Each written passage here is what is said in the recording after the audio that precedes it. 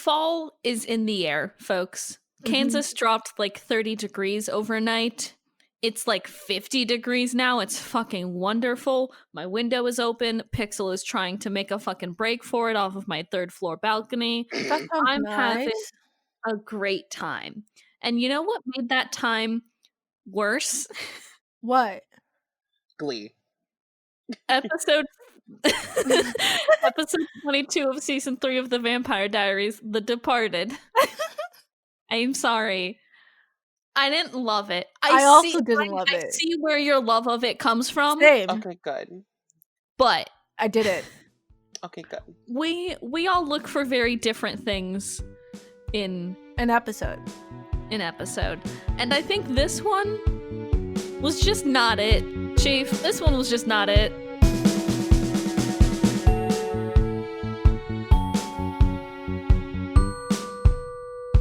Hey, hi, hello everyone, and welcome to Afterbite. It's a Vampire Diaries fancast. It's only 10 years too late. We've done it. It's the end of season 3. We're at the end. Finally. We did it. Finally. Oh. Yay! We've come through this season. Maybe better people. Actually, not better people. We've come through this season. We've done it. That's all we can say. Do you think we're better off for it? No. No, but we had some highs. We had some lows this season. Mm-hmm. We had some, and then we ended on, I think we can all agree, like a pretty middling note. Yeah. Here was my thoughts by the end of this episode. My thoughts were, if they ended the episode with like how they ended it, like before the final plot twist was revealed, right? And that was the end of the show, I'd be okay with it. Okay. I'd be like, oh, look, this was like a nice, bittersweet, not happy, but still good, pretty interesting ending. Like series finale kind of ending? Yeah, it felt like that. And then they did the plot twist. I was like, oh, it has to continue. Got it. Don't worry, Jordan. We have 5 more seasons of The Vampire Diaries. Oh, yay! I'm not excited. We are talking, in case you guys haven't realized by now, we're talking about episode 322, The Departed. Dun, dun, the season finale of season 3. And they started with the. And they wrap it all the way back around to the episode. They're like, let's tie this one with a little bow on top. You know what? I will say this. At least this is not the season 2 finale. It could be worse. Yeah. You know what? You're right. The bar is so far under the floor. You're just like, you know what? You're just walking and you've done it. Yeah. You had an okay season finale. Like, good job. I don't think I actually hate this episode all that much. I also don't hate it.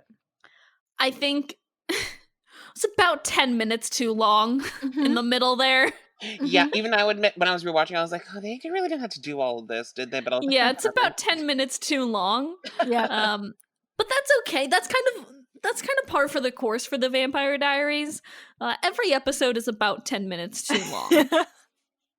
You'd be hard pressed to find an episode that could not be just like a little tighter. Yep. That's what happens when you're given an hour. That's what happens when you're given a TV hour and you write a teen drama show about vampires. Yeah. The Netflix description for this episode is, to protect his sister, Jeremy makes a decision that will change everything. Bonnie makes a secret deal with heartbreaking consequences. Okay. So, no. This is not what the episode's about at all. But if you really think about Doesn't it feel par for the course, though, that this Yeah. is the first episode description in a while that doesn't have one of the Salvatore brothers in it, and you're like, this is not really what happens in this episode, though. Doesn't that feel par for the course? This is the big Elena episode. Like, talk about her. No, this is Brian. No, did you know that? This is Elena's show, but you can't talk about her. Yeah. Didn't you know? Wait, Brian. Didn't you know that this show flicks the focus in on the men? There are no men Brian, on this did show. you know? They don't Did exist you know? in my mind. Men exist. Anytime a man shows up on screen, I just block them out, so it's just a womp womp womp. God, womp, womp, honestly, womp. fucking I wish it Imagine. were me. Oh, I wish that'd it be were so me. good. Unless it's Stefan, then I'm like, hi.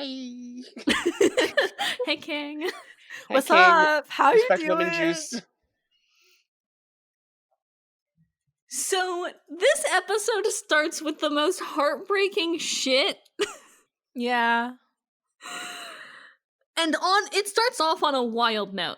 It starts off with Elena being excited to wake up at 6:45 in the morning. And also playing Pink. Yeah. And Hey, not gang. it's so what? Like that, like I the know. like fuck you song. I love that I song. know. Oh, so much. Fun It's fact, such a good song. That's the but first song I wow. ever bought on iTunes in 2009. Whoa. Oh my god. Yeah. Deep cuts from Brian's iTunes library. Yeah. I just gotta say, Yeah. as somebody, I clock in to start work at 6:30 every goddamn morning. Right. Being up before 7 a.m. sucks ass. Have you ever... Just does. gigantic amounts of ass. How do morning people do it? How do morning people do it? I may have tricked my brain into waking up at about 6 a.m. every morning and being Right. somewhat okay with it. But it's not Yeah. fun. That doesn't mean I have to fucking like it. Yeah, Exactly. And Elena Gilbert starting this episode liking waking up at 6:45 in the morning. And with I'm her like- makeup on already, like, girl, she I knows how to do know. it. She's already so fucking perky. Like, what the fuck? She's so And perfect.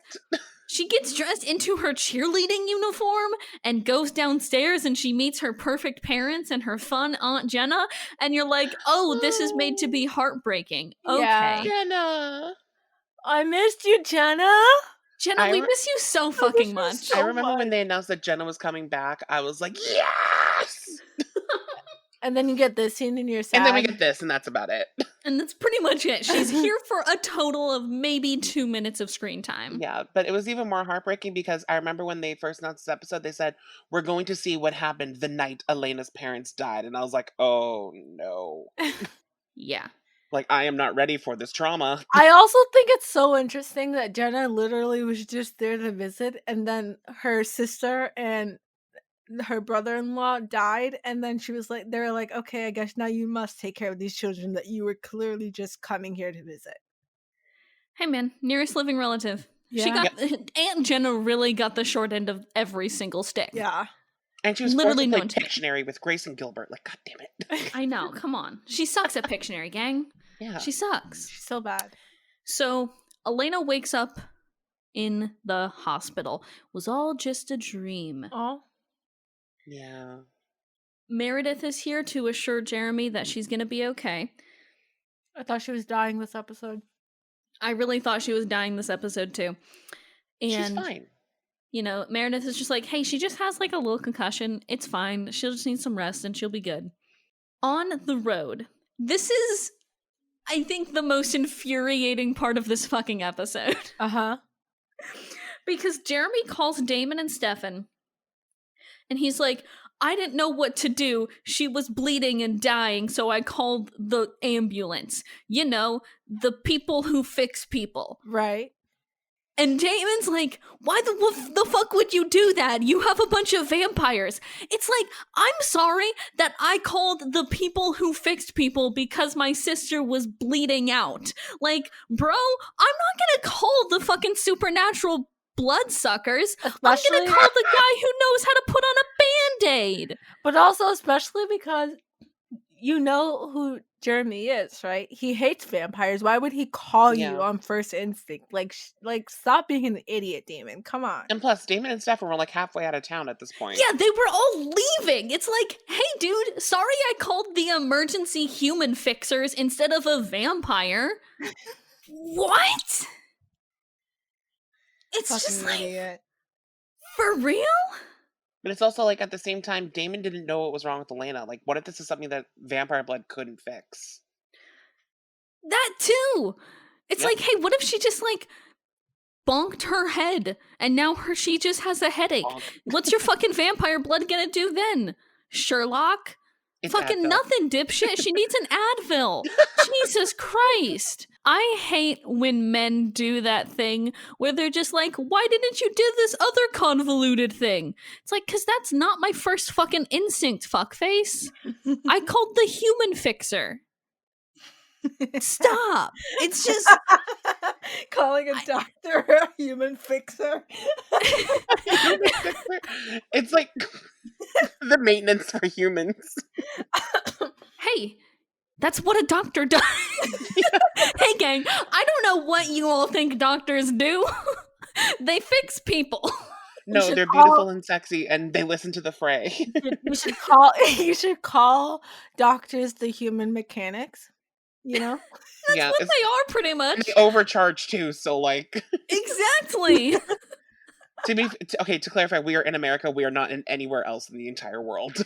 We're American and we hate the healthcare system. What's up? What's up? It's where I would rather Uber to the hospital than take an ambulance. What's up? I'm American. I hate my government. And the healthcare system here sucks. What's going on? What's up? I'm an American. I'm 22 years old. I have health insurance, but it sucks ass. So Stefan is going to be heading back to Mystic Falls to check on Elena while Damon keeps driving the coffin with Klaus further away. Because they need to protect him because since he made their bloodline, they really need to kind of play hide and seek with him and the immortal hunter. So... I can just imagine Damon playing like hide and seek with Klaus's body, like Weekend at Bernie's. I know, he's just gonna Weekend at Bernie's Klaus here, and that's fine. Oh my god. Put on some sunglasses, a funky Hawaiian shirt, he's good to go. He also has he's to put on some makeup. Little makeup to touch up the face. Nah, you know what? Men can be that pasty, it's fine. There's no standards for men. Alaric's a fuckhead this episode. Right. Correct. I agree. Speaking of men being fuckheads. Matt Davis, also a massive fuckhead. Alaric, the hunter this episode, double massive fuckhead. He's dumping out the vials of vampire blood that Meredith has, and he's like, we're gonna take away your medical license. This is like terrifying, because it's like, oh shit. He's like, you're too good at your job. Which, I'm sorry, do you want to tone down the misogyny there just like a little bit, maybe? Okay, well, as much as I understand like where that's coming from, again, here, I'm just proving the fucking point. Jesus Christ. Yeah. No, like, absolutely. Digging. Like, yeah, she's healing people with vampire blood. She is supernaturally good at her job. Cool. Man, I have met so many men like this. If Meredith is the man, Alaric wouldn't be doing this to her.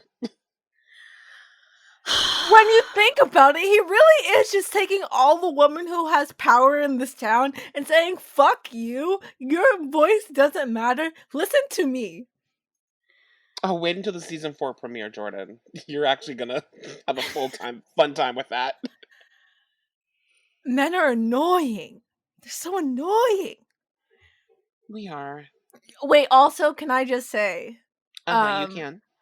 How Alaric deciding being like, oh, like Carol Lockwood, Liz Forbes, get out.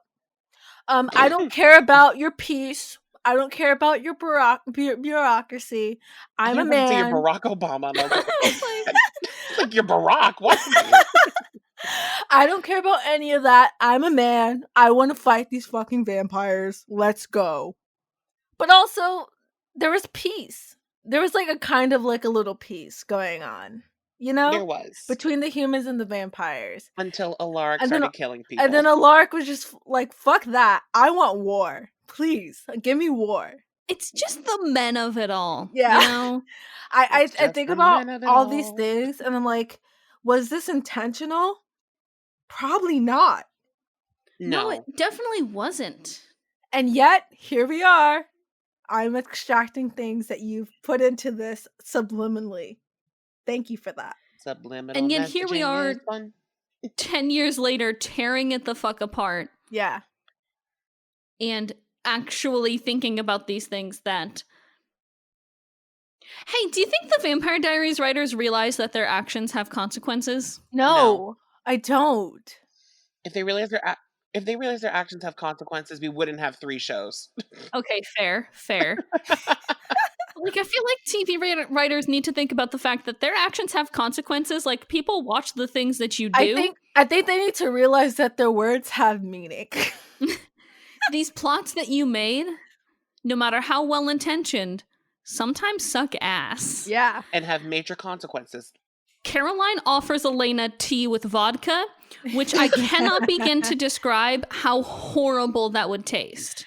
Coffee with some whiskey, sure, that would be fine. You know, maybe like a Sprite with some vodka, sure, that'd be fine.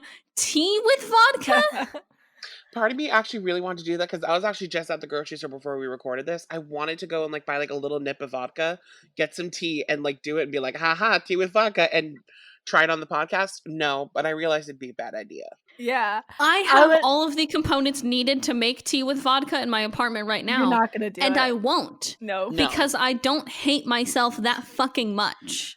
I think there's something interesting about Caroline being the mom friend and be like, yeah, go lay down. Like, I'll make you a cup of tea. Or like a cup of tea with vodka. She's like, if you're gonna drink, I'd rather you do it in the house. Yeah. And I was like, that's such a dumb thing. Especially because she just came from the hospital.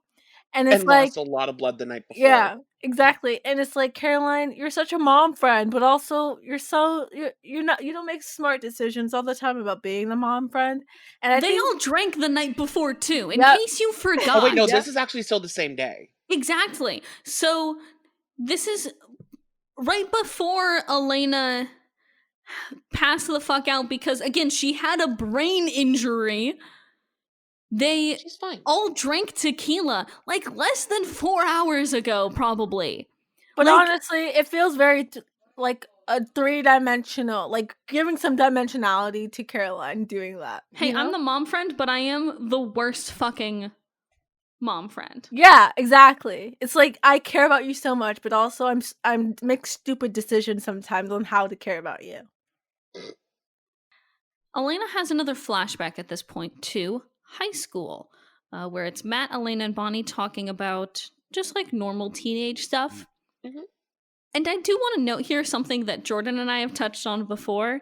Elena says the words like, Caroline Forbes says that my skirt wasn't zhuzh or whatever, which is a nothing sentence. You've said nothing. But the way they say Caroline Forbes said, I don't think Caroline's friends with them. Are they friends? Are they? Like, now they are, sure. But were they friends in season 1 and 2? Not really, huh? No. I think how it was kind of like described is that like they were like friends per se, like, and there was like, and then like they got to high school and like Caroline became like the popular cheerleader and she was like, ooh. Yeah, but like that's all subtextual bullshit. This is Elena referring to somebody not as a friendly way, with their first and last name. You don't do that with a friend. You do that with like an enemy. You do that with a mortal high school enemy. It's just in the first, I think it was the first season that Jordan and I talked about this a lot because Brian, you weren't there. Shocking. Remember when you weren't real? Brian real? Brian real? Brian real? No, I don't think so. See, if you don't get the joke, go to our Twitter account and follow us.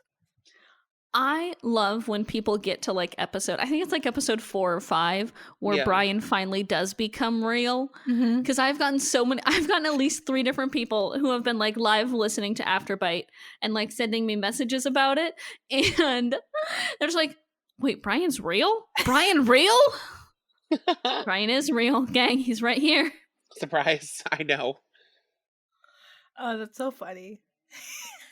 Matt says, I love you to Elena, and Elena doesn't say it back because we all know how their little love story ends. Right. Poorly. Yeah. Then Elena wakes up to find Matt watching over her. Can I just say, Matt looks like a little bit creepy in this scene. Just like Matt looks a little bit creepy a lot of the time. But specifically in this scene. I think specifically this scene, and I think this episode is like a little creepy. Yeah. He does some stuff where I'm just like, that's questionable. But also, like, the way that Elena wakes up and it's like close up on her face, and then it shows Matt from her perspective. It's not like a good camera angle for Matt. It's like he looks very intimidating. It's a horror camera movie. Yeah. Angle. Yeah, and you're like, you guys, I don't know if you did this correctly. Can the cinematographer please come back and fix that? If I'm supposed to be like okay with Matt being around right now. Stefan makes it back into town, comes through the door, hugs Elena. They have a moment. The moment. I do love though how Matt was like, well, which one you gonna pick? And then Stefan walks through the door and I'm like, damn straight. Everybody turns into like a mid-20-teens gossip blogger when it comes to Elena and the Salvatore bros. Especially, I think Matt has taken over the role of Klaus this episode. Yeah, like Matt Klaus last episode was like, well... Just between us girls. Spill the tea, hunty. Oh, God.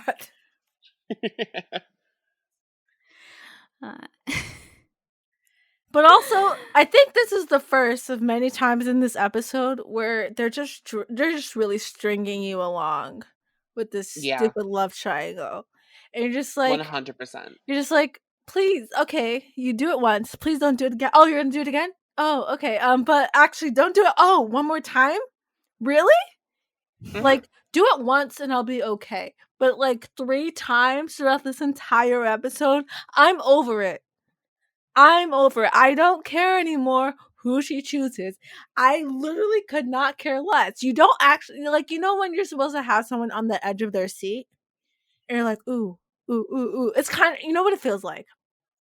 It feels like I am watching a reality TV show and they're about to kick someone off. And right as they're about to make their decision, the host goes, and we'll be back after these commercials. That's what it feels like. But like they do it 3 times. You good? It's just so fucking funny to me that all the men on this show have decided that Elena Gilbert's love life is their fucking business. Yeah. I mean, it's my business because I'm watching it. It's all of our business now. But also there's a moment where Elena's being very self-aware. And I'm like, you go, girl. Realize you have a problem. But then she does nothing about that self-awareness. Like, she's very self-aware throughout this entire episode of what she's doing. And yet, it takes her to the last minute to make a decision. Mm-hmm. Like, that's like some me-level bullshit. Where I'm trying to make a decision whether I want chocolate ice cream, chocolate chip, or I want vanilla. And I'm like, I don't know. And then eventually the cashier tells me what I want. And then I have to choose one thing and then realize, oh wait, no, that's not actually what I want. And then choose the other one. You know what I mean? Mm-hmm. I think you're just indecisive, but so is Elena Gilbert, so that's okay. Like, I get it, you're indecisive, but also I'm not indecisive to the point it takes me 40 minutes to come to a decision. And she doesn't even come to a fucking decision. Nope. This has been like the entire fucking season. You say 40 minutes, that's kind. That is kind. Because it's taken her nearly 800 minutes of Elena Gilbert's of this fucking season has been dedicated to Elena deciding which brother to choose. Yeah. 800 minutes. Mm-hmm. Mm-hmm. It's fun here. I hate it here. I hate so indecisiveness so goddamn much.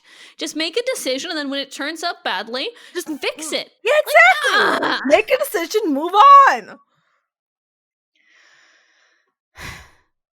Elijah's back. Yeah. Yes. And I'm very excited about that. His hair looks nice. He is in a suit again.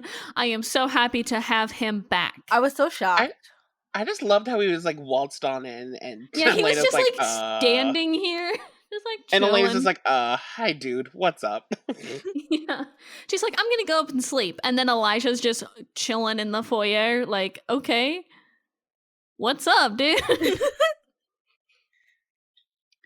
At the Mystic Grill, Jeremy's picking up food for everybody, and Alaric comes by asking Jeremy to join him for a drink and a talk.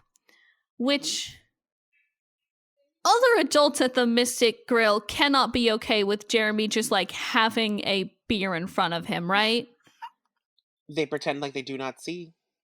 I mean, I know it's small towns, but somebody's gonna be in his fucking business.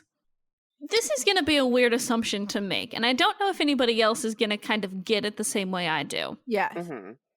But none of these fucking writers grew up in a small town. Mm-hmm. No. None of them did. The amount of stuff that I can tell you for a fact would not have flown in my hometown that flies here. None of these writers grew up in a small town. It's like if I was writing about siblings. Or like, Jordan, it's like if you, who grew up in New York, wrote about a town of 200 farmers in Iowa, is what it would be like. You would fuck it up. I would be so bad. It's Because, like... Wait, it's like when white people decide to write stories about people of color, and then... Exactly. And then there's no people of color in the room. Oh, wait, that is the Vampire Diaries. I was gonna say, welcome to the Vampire Diaries. I don't know if you've noticed this. It's like the people on the show are writing stories that they have no information about, and instead of, you know, getting the, like, doing your research and extracting the information you need to know, they're like, we don't need that. We can all, like, we can guess all that stuff. It's fine. It's just like so... Like, you can tell nobody grew up in a small town where everybody's in everybody else's business. Yeah. Mm-hmm. And even though they try and bill Mystic Falls as that, it's like, no. If there was a vampire in my hometown, everybody would fucking know immediately. Yeah. Basically, what Alaric's trying to offer Jeremy here is a way to help to free the vampire's hold over Elena. And he says that, you know, once he kills all the originals, they can lock him up and Elena can live a long and healthy and happy life. So, sounds fair. That offer's on the table, I guess. I mean, like, yeah, it does actually kind of sound fair. Except for the fact that everyone that they know and love would die. Yeah. Other than that, pretty good deal. At the Gilbert house, Elijah's trying to make a deal. Because remember, he's the host of Vampire Let's Make a Deal. Right. Do. I don't think that was the theme song of Let's Make a Deal, but I'll let it slide. Yep, because I don't remember it. Elijah is trying to lay out that they need to take the stake from Alaric, and then basically all the originals are going to scatter, and then Alaric will follow them because one of them has the stake that can kill him. Yep. Cool. He also, though, his condition is that they have to hand over Klaus, and Elijah promises that he won't awaken Klaus in Elena or Elena's children's lifetime. Which, again, fair deal. Yeah, like, that's, what, 60, like, to 80 years-ish? Yeah. Because she's, 17 now, about 80 years-ish. That's, like, now. nothing for a fucking vampire.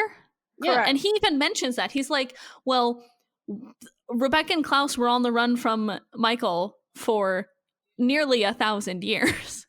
80 years is nothing. Yeah. Damon's against the idea because of course he is. But Elijah promises him. I will say them discussing it and then Damon just popping in via the phone out of nowhere was a little funny. It's kind of funny. It's a little It was really funny. No, did I mention no? Like that was pretty good. I like that.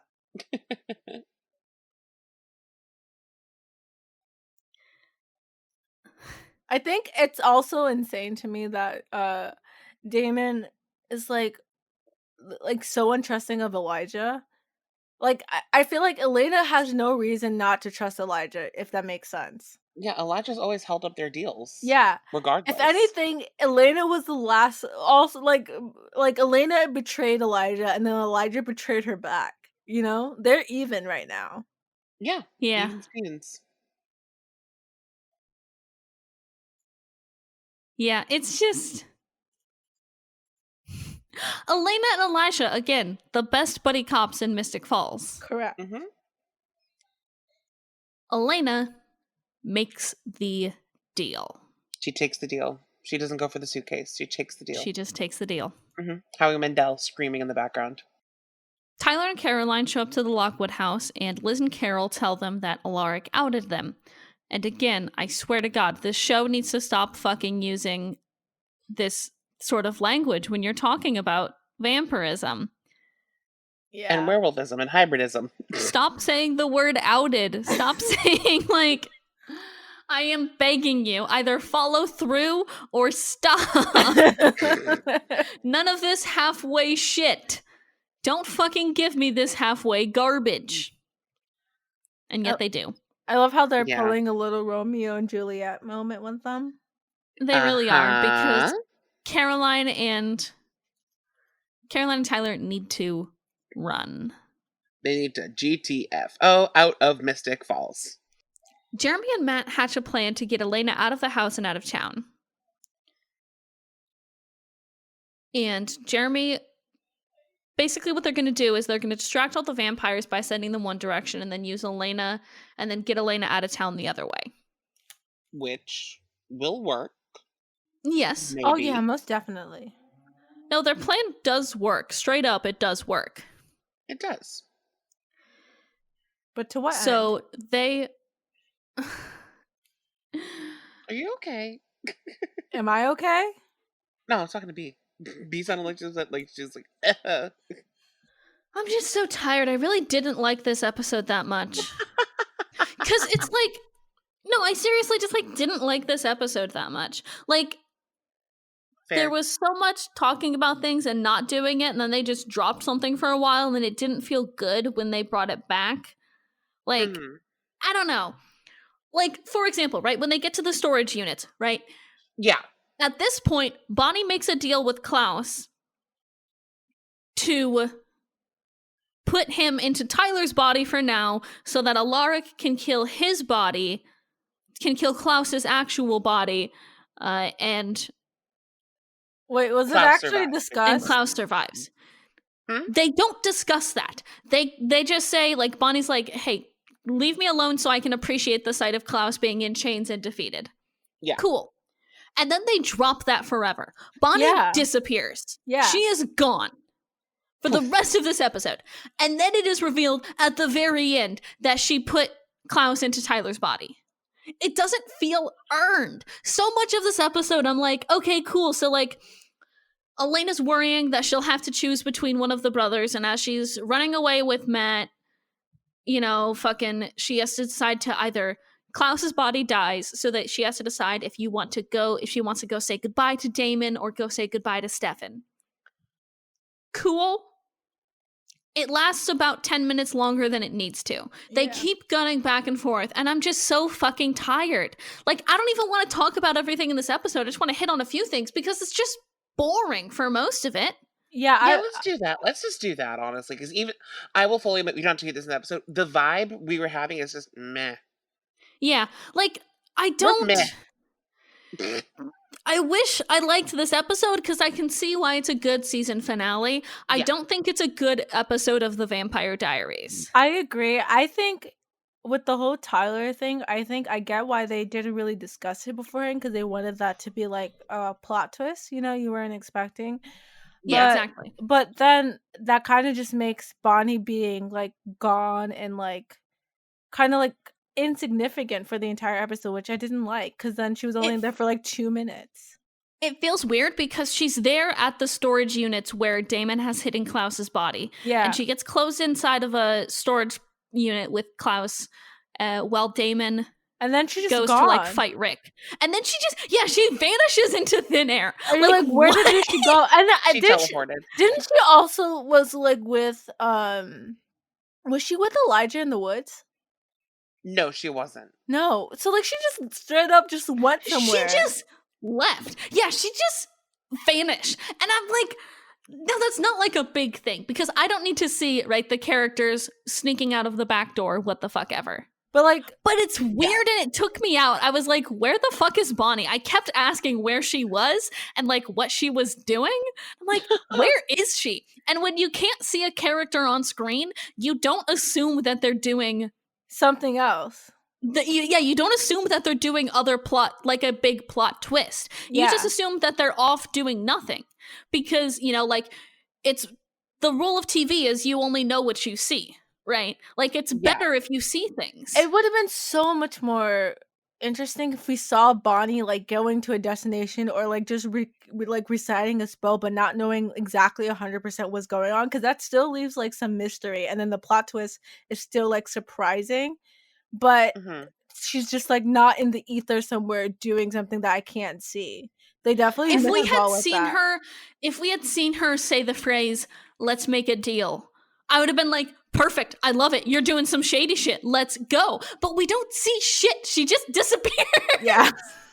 Well, she does say, like, so what am I supposed to do about that? Because, like, she was like, if you die, everyone I love's dies. She's like, so what am I supposed to do about that? She's like, yeah, but that doesn't hit as home. It doesn't hit as hard as, like, I don't want to make a deal with you or something like that. Yeah, I get that. Like it was, that entire scene kind of confused me, honestly, because I was like, here's okay, Bonnie. so actually I do. Sorry, but Go Tyler, ahead. when his thing with Caroline happened, well, not really Tyler, he mentions that I was just with Bonnie. That confused the fuck out of me. That took me out of the moment. I was like, why were you with Bonnie? What is Bonnie doing? And then I was like, where was Bonnie? And then I like was distracted as fuck for that whole Bonnie? Like, where was Bonnie this time? Why was Tyler with her? Were they moving Klaus's body? But they weren't moving Klaus's body because Klaus got killed over there. And I was just like spiraling, like, where the fuck was Bonnie this whole time? Turns out, y'all, she was making the ultimate Uno reverse card by plopping Klaus into Tyler's body. That was it. Like, that's all she was doing. And we got zero indication of that. None of it. None of it. There was no foreshadowing at all. No, there really wasn't. Oh well. They just kind of dropped the ball with that plot. Yeah. Like, they just dropped it and then picked it back up again when it was convenient. And I get that sometimes you need to do that and just send characters off on fucking vision quests or what the fuck ever. But, like, in your season finale, leading up to your big plot twist? Yeah, I feel like that would have been more better, like, to have, like, Bonnie, like, performing, like, some kind of ritual or something. Give me... And it could have, like, led the audience into thinking, like, Bonnie was performing a spell to save the bloodline or something like that. Yeah, I would have that's such a better way to, like, misdirect me even more. And then be like, actually, this is what was happening. Like, that's such a good move. Like, even if, I wonder if, because Tyler said he was with Bonnie, I wonder if there was, like, some scene that was, like, cut. I feel like, hold on, I'll look it up while we're chatting, but I think there was... If they cut a fucking Tyler and Bonnie or some sort of Bonnie scene and kept in that 10 fucking minutes of Salvatore brother angst, I'm gonna lose my fucking mind. Oh, fun fact, Brett Matthews wrote this episode. Of course. Oh, White Men, you're at it again, huh? And Julie Plec did the teleplay. Oh, Julie. Usually I like your work, Julie. First season finale, blah, blah, blah, blah, blah. It's just like, I don't know, it didn't feel earned, which I think is very important. It's actually more annoying, the fact if they did cut something, because of the fact that they did that Elena thing where she's, like, deciding, like, 3 times throughout this episode. That makes it even more annoying, because they could have filled it up with, like, something that's more important. And now that, like, we're talking about it, like, yeah, that does seem a little weird. I just was like, how my perception of it, again, we're going back to that whole men have the horse blinder thing, which, yes, we do. My assumption was that Bonnie was, like, making a plot or planning something. So, like, in my mind, because I read so deep into this goddamn show, that I was just like, oh, Bonnie's gonna do something. Ha ha ha ha ha. But they also... but they also don't really follow up with it. Yeah, they don't say it. They just drop it for a bit, and then they come back and they're like, hey guys, did you know Bonnie's been doing plot things? It's like, cool that she's been doing plot things. Tell me, like, a little bit. Can you show it a little bit? a little bit, please. Yeah. The core middle part of this episode is Elena deciding what Salvatore brother to choose. There's so much of me doing that throughout the entire scene. It was like, bleh, why? I remember like when they were like promoting this episode, they were saying Elena makes a choice between the Salvatore brothers. I actually think like in the promo for this, like in the promo, like or something, they were like Elena will make a choice, and that was like the big driving factor. So everyone was like, "Ooh." She spends about 10 minutes not making a decision. Yeah. Yeah. And it's boring every single time. And it's the worst 10 minutes of this episode. Yeah. Yeah. There's just something about watching someone go back and forth over and over again. And like me watching it, seeing so clearly the choice she needs to make, and then her just going back and forth. It's like exhausting. Mm-hmm. She chooses Stefan, by the way. Yeah. No. She chooses Stefan. Cool. Yeah. But also, Matt gets run off of Wickery Bridge by Rebecca, and Elena dies. Yeah. The She's same like, way that her parents died. And fun fact, in the books, this actually happened to Elena. Oh, really? That's when fun. she turned into a vampire. She was, hold on, I remembered this because Elena drove off the bridge with Matt in the car. Yeah. But instead of Rebecca, it was Catherine in the books. Okay. That's interesting. That's fun. So this time it was just Rebecca. So it's kind of like nice little like Also, the other big thing that we learn is that Damon met Elena before Stefan because he was doing his sad boy there was in the like middle of the road routine. So prior to this, Elena's talking to Damon about how she's choosing Stefan or whatever, and she's like, maybe if we met first. And when she said that, I was like, really, Elena? If you met first? Like, do you remember how bad Damon was in season 1? Like, imagine Damon was a dick. And he still is a dick. Imagine that version of Damon. Like, worse than he is right now. Because right now he's bad, but like not as bad as the beginning of season 1. Imagine that version of Damon meeting Elena. Elena, are you telling me you really would have fallen for Damon and that he would have been your first choice? You're lying. You're lying straight through your teeth. Like, you're just giving an excuse. And I hate that they do that little, like, oh, they actually did meet first. So, like, oh, it must be fate, blah, blah, blah bullshit. Because it's like, even the way that they're acting in that scene felt off. I was like, are these the same characters? This does not seem right. It's weird to see an Elena before her parents died because she does seem wildly different, which I think is like a good thing that these flashbacks do, is they show how wildly her character has changed, but they aren't compatible. I'm also mainly criticizing how out of character Damon feels this entire scene. Yeah, I will admit, like, super out of character. I will admit, I love the scene because it's me, and we all know how it's I am. you, yeah, I know. But like, even I will admit, I was like, but Damon was an asshole before. Yeah, Damon would not have done this. He was not. He would have killed her. He would have killed her. If Elena did not look like Catherine, he would have killed her. Like, y'all are straight up. I hate when TV shows lie to my face. I hate when I know something is true and yet they decide, oh, you're stupid enough to believe this lie. Like, I hate it when characters are out of character and they're telling me lies about how this character would act in this scenario. I also hate it when there are two characters who are clearly sapphics and then they're like, but actually, no, you're wrong. These two people feels so are bad when out. TV shows are just like, hey, I know that you know everything about this character, and I know maybe you've just started to like this character. So we're going to show in the past when this character was likable. And then the past is like 12 minutes ago when he murdered a girl and kept her on top of a clock tower to prove a point against his fucking brother or some shit. Right. And you're like, or you're You're like, you're a fucking liar. Stop lying straight to my face. Like Yeah. like I get it. You want to pander to the Lena audience and give them what they want. But also, I'm not an idiot. I'm not stupid. I can see with my own two eyes that this is pandering. This is fan service, and you're lying to me just for the sake of it, just for fun. It's it's also just so fun because we remember in season 1 when Damon like did not know Elena at all. Yeah. Like showed no reference. Like, hey guys, if you're gonna do something like this, give it a fucking reason. Like, make him hit his head or some shit. But no. Yeah. And like Damon was clearly sitting out there waiting to kill someone. So thanks for reminding me of that. Thanks for reminding us of that cool trick that he pulled. And also he's just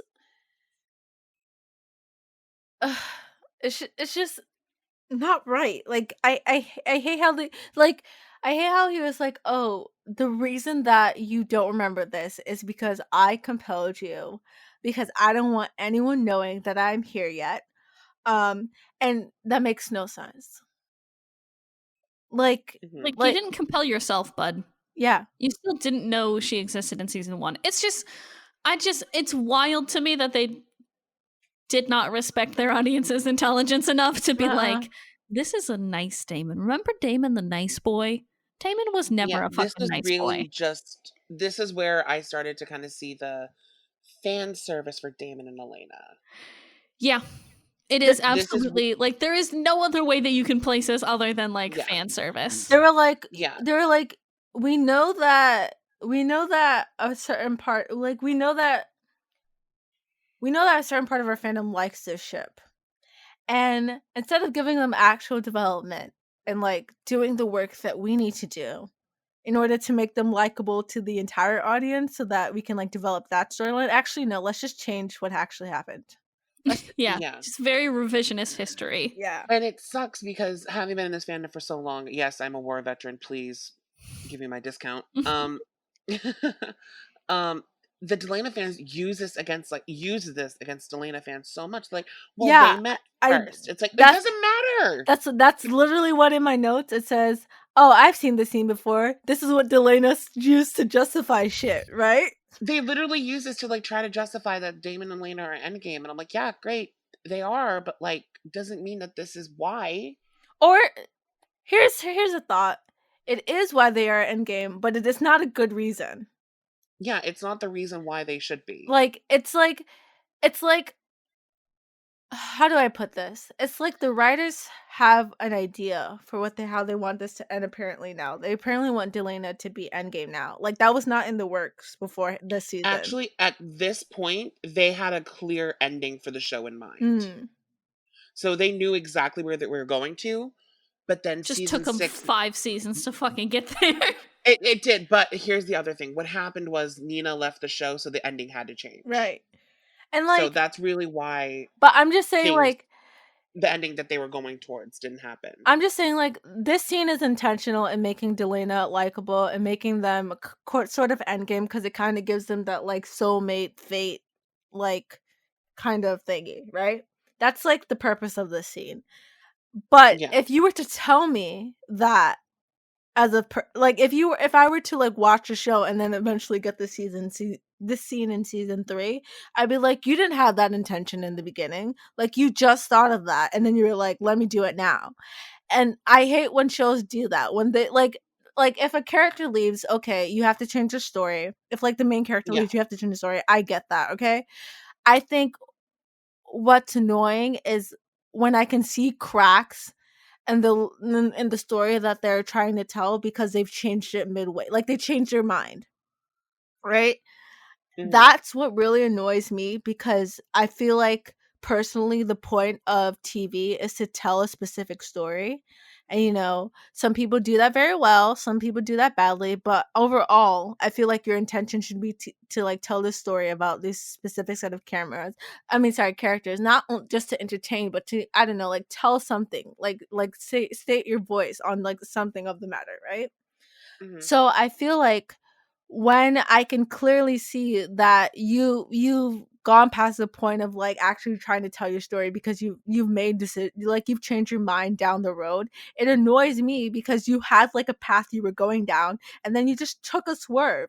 It's like me watching Pretty Little Liars the first season and them clearly having an arc for the first season and having planned that out and being like, okay, great, now we got a season 2, and then being like, okay, now we have to like amp this up. We have to like this is now past the original story we were intending to say, and now like there's no room, there's no clear direction to where this is going. This can go either way. Like I have now decided that I'm no longer telling the story, I'm just here to entertain you, and that annoys me.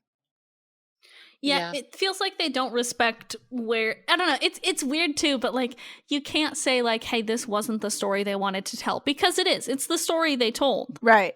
I just wish they didn't do so much fucking dumb shit revisionist history with this. Yeah. Like they've been so careful and so good about the timeline and about flashbacks up until now. This one just feels so fucking out of character. Right. Yeah, this one just feels like it felt like kind of weird and jarring. Like when I first saw it, obviously it was just like, why? Like cool, maybe if they did meet first, but like Damon at that point, he was still a dick. Yeah. And like if they had made him like evil-ish more, and I would have been like, meh. It feels like they're telling me a lie. And that's exactly why I was annoyed when Elena said maybe if we met first. Because no, if you met first, you still would not be falling for Damon the way he was. Like he's even when she did meet him, she was like, bitch. Exactly. She's so like, you're fucking weird. Yeah, exactly. It's like, ah. Anyway, Klaus died in this episode. Klaus died in this episode, and the only person feeling the effects apparently is Tyler, which is sad. He's trying to have his little romantic getaway with Caroline, and he starts coughing and hacking up and kind of turning into a werewolf. So she's like, "Oh shit, gotta go." Like, but the boy and Caroline are all totally fine. I love how they paralleled season 2 with that entire scene, and it made me hurt more. It hurts so bad. Yeah. With like the whole like when they weren't together before, you know, but like Caroline was helping him through his first transition. Yeah. And she's like, I'm not gonna leave. And he's like, leave. And then eventually she leaves because, you know, danger. And they're like, let's reference that specific moment again. But now she really has to leave because he's dying. Caroline and Tyler are just, it's heartbreaking when I go back and like think about it. They could, like, their story is so just heartbreaking.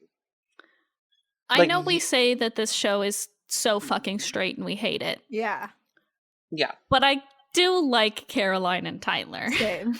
I honestly was rooting for them, especially with their little, like, that little love triangle between her, Matt, and Tyler.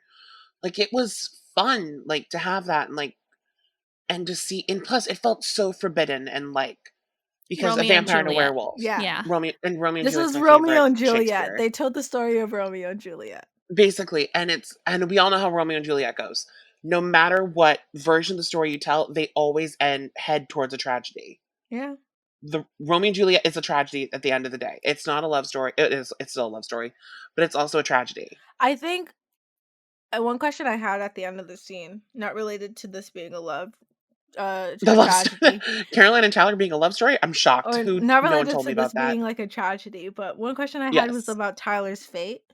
Because Klaus technically is not dead. Yes. But he has taken over Tyler's body. Does this mean because Klaus currently doesn't have a body. Or is he just going to stay in Tyler's body? Or is he going to find some way to like get into another body, get his body back? Then what happens to Tyler? Is Tyler still dead? So Tyler isn't dead. Tyler's not dead. Okay. It's kind of like when Klaus took over Alaric in season 2. Okay. Alaric was still there, just muted. So like Tyler's on mute right now. Okay. And I will say season 4, the season premiere, you will get an answer as to what happens with Klaus. Okay. Because Jordan, you obviously know Klaus survives. Right. He goes back to his body at some point. Right. He does go back to his body. I can't remember when, but he does go back because Joseph Morgan is too good of a bad guy to not go back to his body specifically. And that is the exact reason why they didn't kill off Klaus, because they originally were just going to kill off Klaus. This was supposed to be Klaus's last episode. Okay, Really? That's fun. Yeah, it was. Julie Plec like said like this is supposed to be Klaus's last episode, and then they started talking about the spinoff, and Julie was like, "Well, shit." I love that they were like, we're gonna kill this motherfucker. And then 20 minutes later, they were like, fuck, we shouldn't have killed this motherfucker. Like, damn it. Well, I think what happened was like they were planning on it, and they had like the everything laid out like to kind of make it like more like dramatic, but then like I think the CW president Mark, whatever his name is, was like, "Hey, we want to do a spinoff of the originals," and like Julie got the idea to do the original spinoff, and she was like, "Well, fuck." Mark Pedowitz, you motherfucker. But honestly, thank you for saving Thank you. Klaus. But Honestly, your last name's bad, and I don't trust you, Mark. I remember when Rebecca and Damon were reeling Klaus in. Like my anxiety watching that for the first time was so high because it was like shit, shit, shit, get the fuck out. And then just the second the stake went into Klaus, I was screaming. Oh. I could not believe that they had actually done this. I was shocked. But again, I literally was like, "Oh, are you fucking kidding me?" Like they actually did it. But again, like I said, it without like Klaus like turning into like actually turning up being alive, and without like Elena like coming back to life as a vampire, I feel like them all dying would have been the perfect ending. Actually, Jordan, I think you had asked about last episode when I was like, yeah, no, Klaus is the one who started their bloodline. This is where they kind of confirm it because everybody's pointing fingers like, well, Rebecca didn't do it, Elijah didn't do it, like Cole didn't do it, Finn certainly the fuck did not do it. Like, yeah. Okay. And then I think they also will kind of go into it more in season 3 of the originals. Yeah, they do. Season 3. I want to say season 3 is where we kind of get the full confirmation it was Klaus, but at that point it's like we knew. Yeah. I think here's why I'm saying that this would have been a perfect season finale had they all died. That's like such series finale. Yeah, series finale. That would have been such a sick ending. Like if they were told, "Hey, the show's ending," this is probably how they would have ended it. And that would have been a true fuck you. And I love that. Like because I feel like one thing with the Vampire Diaries is that they love to pull deaths, you know, unexpected deaths. So I feel like that's a perfect way to end a show that loves to pull death. You don't think all these characters can die? Actually, they can, and they all have. Good night. You know? I think that would have been fitting. Yeah. Unfortunately, there is another season, so. There are 5 more seasons, and then 2 spin-off shows, Jordan. Unfortunately, doesn't even begin to cover it, sweetheart. No, you're good. I will say, though, like, when everyone started to get that call about Klaus being dead, just the episode tone shifted. Yeah. And it was like, oh, shit.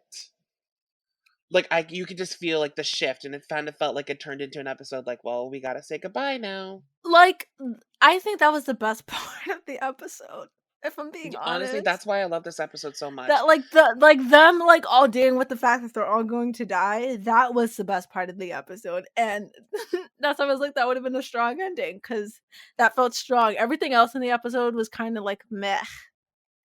Yeah. The one thing I will say, though, like, whenever they found all about that, and then Elena found out about that, she was like, well, we gotta go back. And then she was like, then Matt was like, well, Damon's not with them.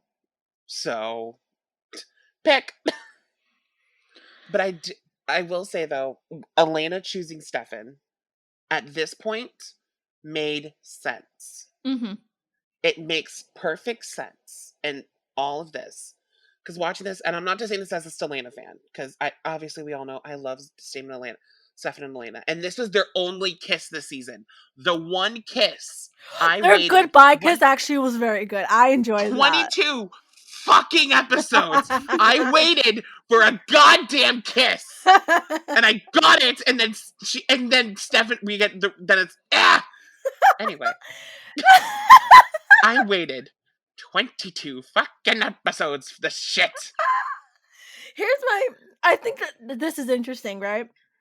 Because usually when I watch a show, I'm usually watching for a ship, you know? And a lot of the times that ship won't happen till, like, the end of the show, and you're like, fuck you. Because, like, apparently slow burns are popular for some reason. But for some reason, don't act like you're fucking, oh, why is this popular? People like watching people be fucking idiots for a long amount of time. Continue. yeah, okay, Sorry. B, I also like that. I'm not denying I was gonna say, don't it. be like you've never liked this Yeah. before. You have. Don't act all high and mighty. We all know you're trash, just like me. But like, so like, usually when that happens, of course, like, there are long stretches when the characters like are not interacting or like things are just not happening fast enough, and you're like, fuck you, fuck all of you, fuck you for putting me through this. I watch all episodes of this fucking goddamn show, and I am still waiting, and it's annoying me now. Now it's annoying me. Now you're getting on my nerves. And I think that's so interesting that you're having that reaction, Brian, because that I did not have that reaction watching this season. I had that reaction watching it because it just, I loved and I know I'm gonna get roasted for this. Mhm. Elena's goodbye to Damon. It felt genuine. Mm-hmm. It felt good. She goes, Damon, I care about you. Like, I love you in some way. Like, she admits that she loves Damon in some way, shape, or form, and that he has a place in her heart and everything like that. But she needed to go back home because it wasn't just Stefan. It was Caroline, Tyler. Yeah. And, like, it wasn't just Damon. But she also... Which, I'm surprised Damon didn't have, like, a fuck all, like, tantrum to that reaction because of the way that he's reacted. I was very shocked when I watched. I remember, like, remembering how we reacted. I thought he had a tantrum or something like that. He just accepted his fate at that point. And I was like, wow. And I was like, you know what, Damon? Maybe that's the only character development Damon gets this season. But, like, and I also love how Elena worded it. Like, she said, Stefan came into my life at a time when I needed someone and I fell for him instantly. And yes, I have this scene memorized. Don't attack me. Because I watched it so many times. And it's just like, it makes sense because Stefan came in at the point where her parents, and this is going to be repeated another time in the show, when Elena felt dead inside. Yeah. She felt like she wasn't alive, and Stefan brought her back to life. And that's exactly what happened. And that's why she chose Stefan. And it made sense for her to choose Stefan as a human. Mm-hmm. So, human Elena, if Elena was still human at the end of the show, which she would have chosen Stefan. I like how you're like, I have decided to piss everybody off. Yes. Here. Here's the thing. Human Elena is good for Stefan. And we will, as we all know how this episode ends, we're going to be going into the Delena 3-season run. It's 3 seasons of Stelena, 3 seasons of Delena, and I'm like, you know what? I'm okay with it. And there, of course, Jordan, stop crying. We all have to deal with it. Jordan, I had to deal with it live. I'm basically dealing with it live too, Brian. We watch this episode. No, you're not. We watch this episode week to week like it's a live show. You don't know my hell. Don't I, Brian? Don't I? I'm a woman watching this show, Brian. And I am a gay man. Well, bisexual. I don't know what I am anymore. I'm also bisexual, Brian. So what about that now? We are a queer show for queer people. We cannot turn on each other like this. We are the last bastion to queer folks trying to get into the straight-ass show of the Vampire Diaries. So we cannot turn. We cannot turn on each other. United front, gang. United front. That's literally the only way we're gonna get through the rest of the show. Exactly. Yes. We have to make fun of it. That's the only way. But I will say though, Elena's goodbye to Damon and her final choosing. Her final choosing. Her final choice, maybe? Choice. That's the word. That's a good, that's a good word. That is such a good word. It felt right in that moment. It felt right for where the show was at this point, and I honestly love it to death. Oh God. And I will honestly keep loving this scene to death because that's why I love this episode so much. I'm defending this episode. it just wasn't all action. It was characters growing to somewhere else. And it kind of felt like the end of the first trilogy. You know what I mean? Congratulations, you found the word for 3 seasons. Thank you. For 3 things. A trilogy. You up. found it. That's where I was going towards. But it felt like we were ending like the first 3 seasons felt like a 3-series books, Like and now we're an going arc, into the next Brian? series of books. Are you thinking of an arc? Yes, it felt like the talking about end a of an show arc. arc. Yes, it felt like the end of an arc, but I'm being all fancy about it because we all know how much I love my Oh chapters. God, I was about to say that. Like imagine watching a television show and then being like, oh, actually, let me reference these book terms for this television show instead of the terms that already exist for TV. Yeah, but anyway, this episode just kind of felt like the end of an era kind of deal. I will agree. That's fair. It felt like everything we were building towards the first 3 seasons. This is where we were going towards, and now we're heading into uncharted territory. That's fair. And the uncharted territory is that Matt sees Rebecca in front of him on the road, and he drives off of Wickery Bridge. Why didn't he just keep driving? He was texting. He wasn't, though. He was handing his phone to Elena, and then he was like, "Ah, shit!" Like you see Rebecca in the street, and you're like, "Oh, that vampire! Just keep going." That's gonna fuck up your car, though. Like, I that's guess. hella gonna fuck up your car. Have you ever even vaguely hit a deer? That shit fucks up your car so much. Hold on, but also, you know what also fucks up your car? It going into the ocean. True, but also your initial instinct. Sorry, I still have my microphone. Your initial instinct. You see a person on the road in front of you, you swerve.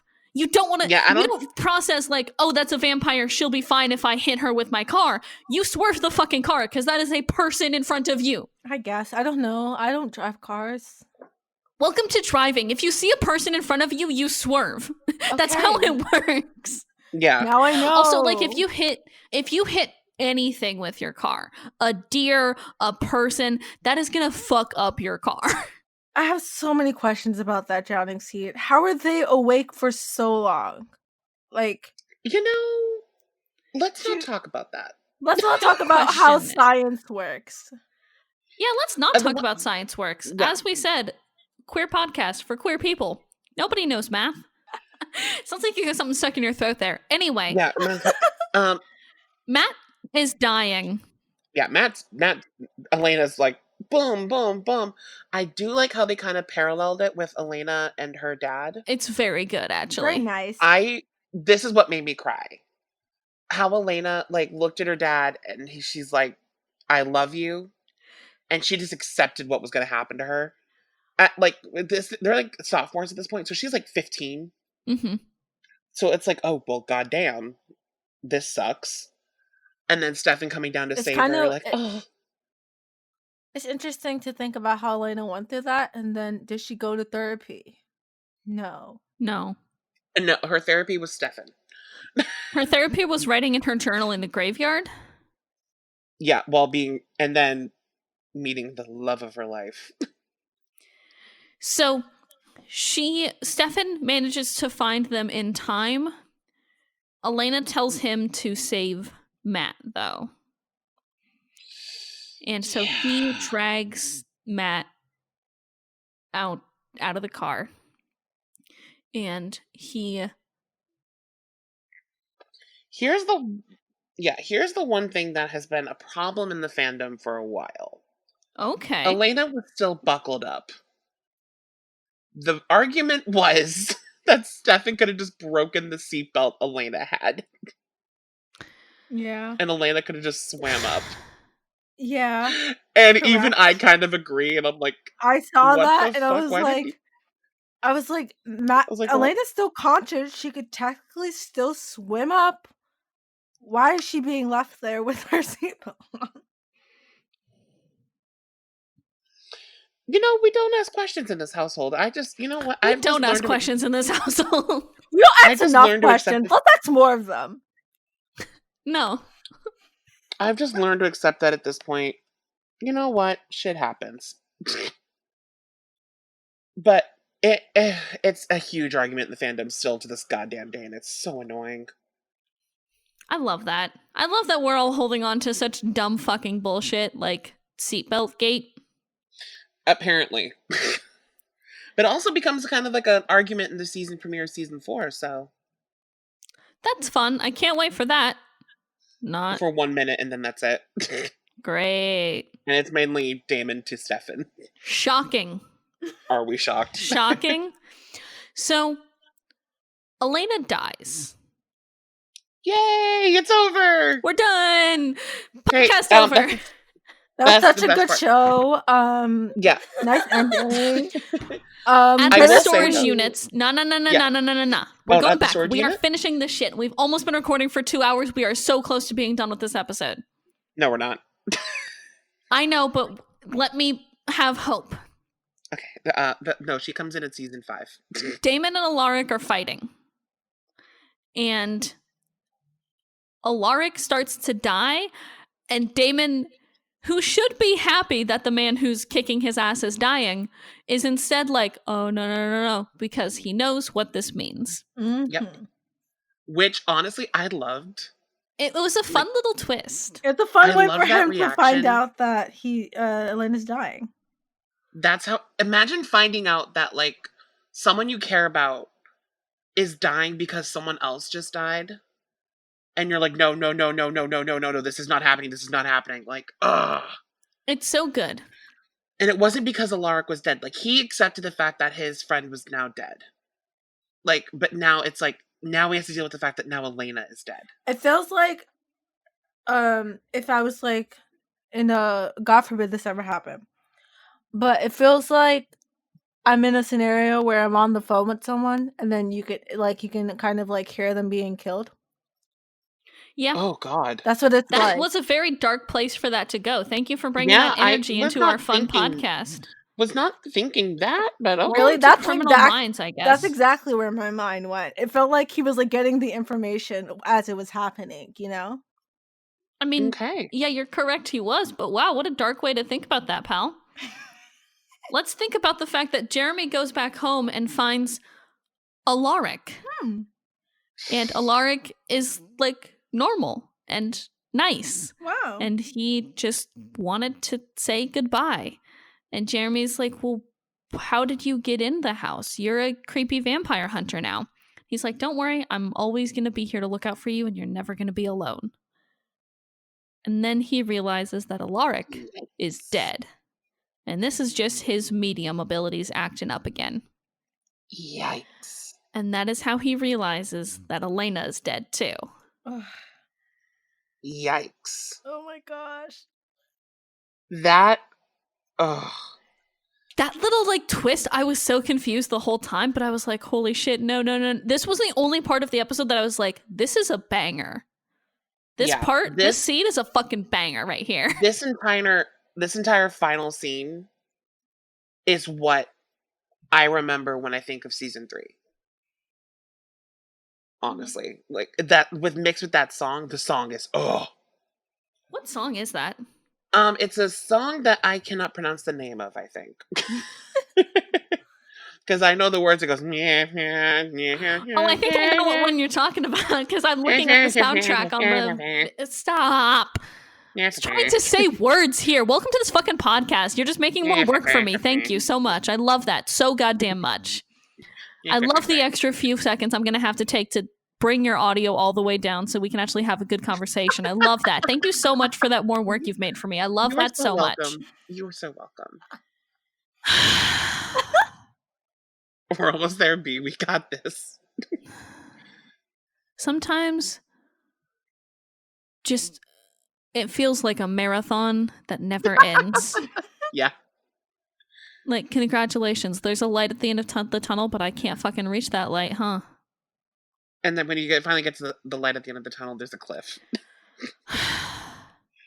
And that cliff is we have another episode to record later tonight. Oh shit, we do. Yeah, that's why I'm Did trying you to fucking get forget? through this shit. Welcome to ranking season 3. We're gonna have to do that. Yeah, Jordan, you gotta stay on track. Jesus.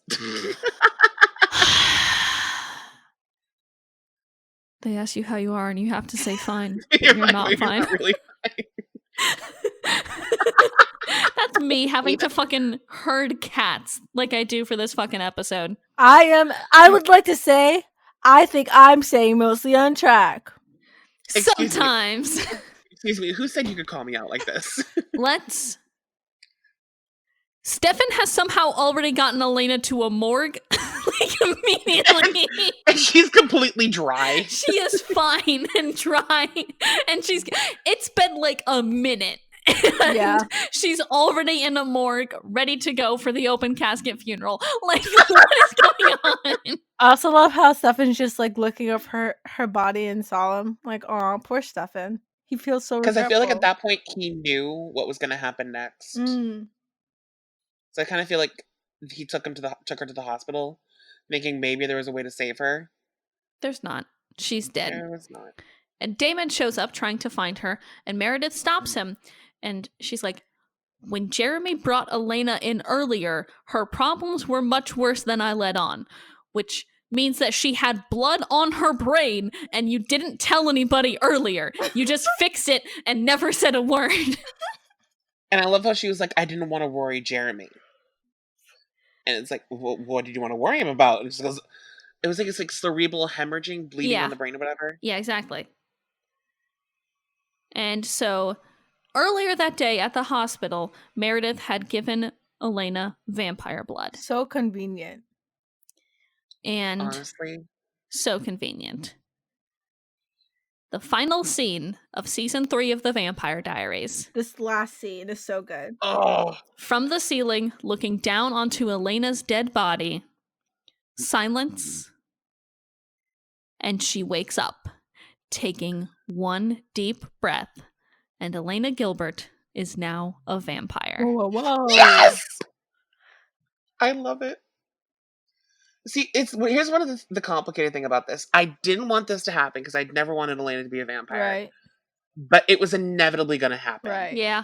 It's a show called The Vampire Diaries, and she's a main character. She's going to become a vampire. Because, like, Julie Plec in an interview said, like, recently, like, we had a path for Hope becoming a full-blown tribrid or something like that. Mm-hmm. And she says, like, how we had a path for Elena becoming a vampire.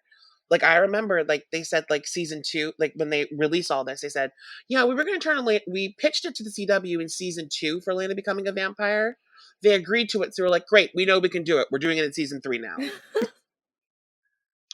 So it was like, they knew it was going to happen. And it's just like, ugh. It's just, I did not expect it to happen like this. Really? It feels fitting. Honestly, I legitimately thought Elena was dead. And I did not expect that ending. It feels fitting. It feels fitting that she turned into a vampire by the 3rd season. I feel like, yeah, it did. For most shows, at least, it feels like the first season's okay, right? The 2nd season, I feel like, is kind of where most shows hit their stride. Mm-hmm. And then the 3rd season, you need something interesting to happen at the end for people to come back for the 4th. Yeah, I think it was just for this one. It just kind of felt like we had not seen Elena drink vampire blood. Mm-hmm. So we didn't know. So that's what it was for me. I was like, she didn't drink vampire blood. She's not going to turn into a vampire. She's dead. Mm. And then she woke up and I was like, well, fuck this. Unfortunately, Elena does suffer from main character syndrome. She does. So I knew she wasn't going to be like dead. My first thought was like, I had so many emotions happening at this point. When I first watched this, I thought they were going to be like, the season 4 would be like, we got to save Elena. We got to bring her back to life or whatever. That would have been cool.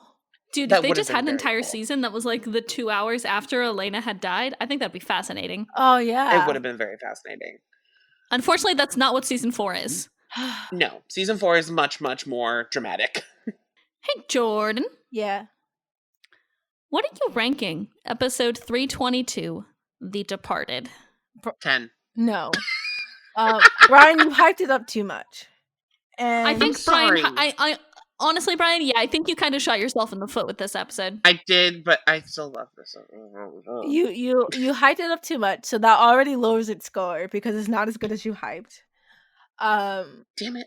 Then also, I didn't really care a lot. Like, there were cool scenes. I liked the last scene with Elena coming back to life. I like the little goodbye kiss between Elena and Stefan.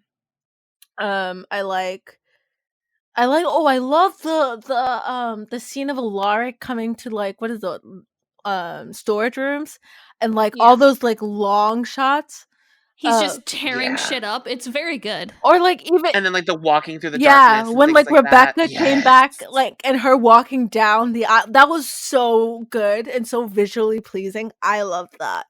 So like there are certain elements of the episode where I was just like, oh, this is great. I love this. But for a good majority of it, I was just like, okay, that's happening. Like the whole Damon and Elena first meeting, bad. There was some dialogue where I was like throwing up in my mouth for, and I was like, this isn't great. And here's the thing, like I remember us talking about it last episode, where we were like, this is so cheesy, but it's like in a good way. And like, I should hate this, but I don't. Here, it's cheesy, and I actually do hate it. Yeah, it's just like a lot of, I don't love it. There's only certain parts that I really like, and the rest is kind of like I don't hate it, but some I do hate, like the Damon and Elena first meeting scene. So what I'm hearing is a 9.5. No, great. Not a 9.5. It's not even a 9.5. How dare you? What is it, Jordan? What is it? 7.5.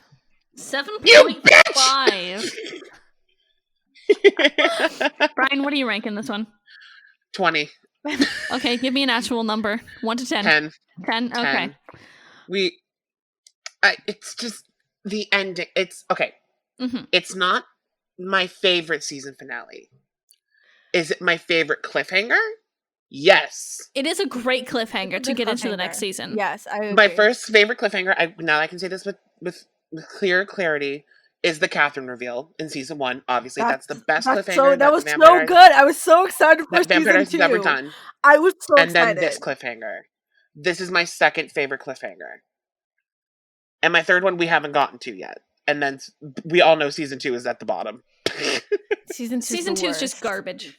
Season 2 is the worst. Is one of my least favorite episodes of the show.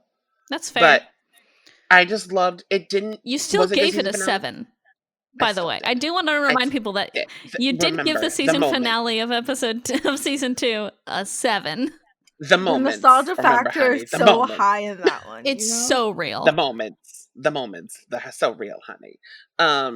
But anyway, I do love this episode, and it's a good kind of closer to the season. Series finale. Whole series. It's done now. And B's giving it a 10. Great, guys. We'll see you next week. Nope. Unfortunately. Damn it. I'm gonna go slightly higher than Jordan, though. 7.75? 7.51. No. I'm gonna give it an 8.5. Okay. That's fair. Fair. Because like it was good. Like I said, it could have been about 10 minutes shorter, and I would have been happy with that. Would have ranked it higher. Would have ranked it higher if it wasn't so hyped up, Brian. Shut up, okay? If you didn't hype it up that much, I probably maybe would have given it an 8. No, honestly, yeah, kind of fair. Honestly, I just love how this episode played out for me. It's all love triangle. For you particularly. I personally hate the love triangle, and therefore I personally love the love triangle. The score it got was deserved. No. And here's it. Wait, okay. One really quick thing. I can't say that's it. I just want to say that's it. One quick thing. It's like one more thing. It's not that I don't like love triangles in general, because I like the Matt, Tyler, you have said Caroline. that you hate love triangles multiple times. Don't make me pull my fucking receipts on you, girl. You have said that you hate them multiple times. I will respect you on this. I like them when they're done correctly.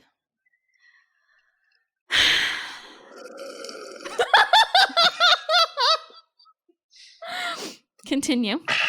The tea. I was saying that when tea with vodka. I was saying when they had the little Tyler Caroline Matt love triangle. When they had the little Stefan, Matt, Elena love triangle, I was here for it because it wasn't taking over like the entire story. It was like a little side thing. It was a little juicy, but it did not like take the meat of the episode. Like a hamburger, yes. But with the Stefan, Elena, Damon love triangle, they take up so much space doing the same thing over and over and over again, and that's what makes it bad. Okay, fair, valid. You're wrong, but valid. They circled the fucking toilet bowl on this one. Correct. We should also mention last few things for this episode. We should also mention we do have to add another one to the Elena kidnap counter because Matt does kidnap her, take her out of town. Her. We are also adding another one to the body swap counter where Klaus is now in Tyler's body. This is the second time Klaus has swapped into somebody else's body. I want to remember. I was about to ask, like, why do we have a body swap counter? But then I remembered a season we have coming up, and I'm like, well, fuck. Yeah. And then all of the originals. Yeah. We keep track. Oh God, we're gonna die. We keep track of the things that you don't necessarily care about, but if you wanted to know, we've got it. And no bad Elijah wig this time, so no bad Elijah. Elijah's hair looks very nice. I'm happy for him. Win-win for us. Win-win for us. Oh fuck, who's the MVP? Yeah, who's the MVP for this episode? Me. No. Why is it kind of Jeremy? Yeah. Honestly, Jeremy did get shit done. He actually got Elena free and out of town, and he actually like separated everybody and like did shit. So yeah, Jeremy. He also had that nice scene with Alaric at the end. Yeah. He deserves it. Yeah. It's Jeremy. Jeremy, congrats, bud. If it wasn't Jeremy, then Bonnie, because she actually saved the entire Klaus bloodline. Yeah, you know, if they give her more time this episode, maybe I was going to say, if we had more time to sit with that, I would have liked it, but we didn't have any time to, like, deal with that. Bonnie saved the show. She did. What's new? Nothing. That's it, actually. All right, one more thing. I'm joking. God fucking damn it! I'm ending this episode. Hard cut. Okay. Now we're done. Okay. I'm kidding. I love you all. I love both of you. I know you do. We're like your annoying little siblings. I'm older than both of you.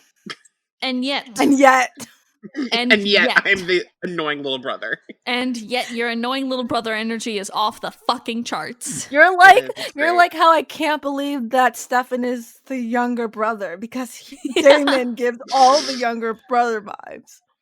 Honestly, I thought you were about to say I can't believe it's not butter. God. Thank you. I'll be here all week. Anyway. Actually, you won't be. Because we're going on hiatus after this.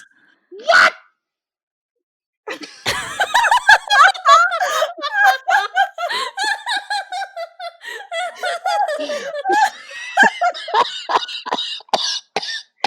Coronavirus? I've been laughing so much throughout this entire episode. My throat is actually hoarse.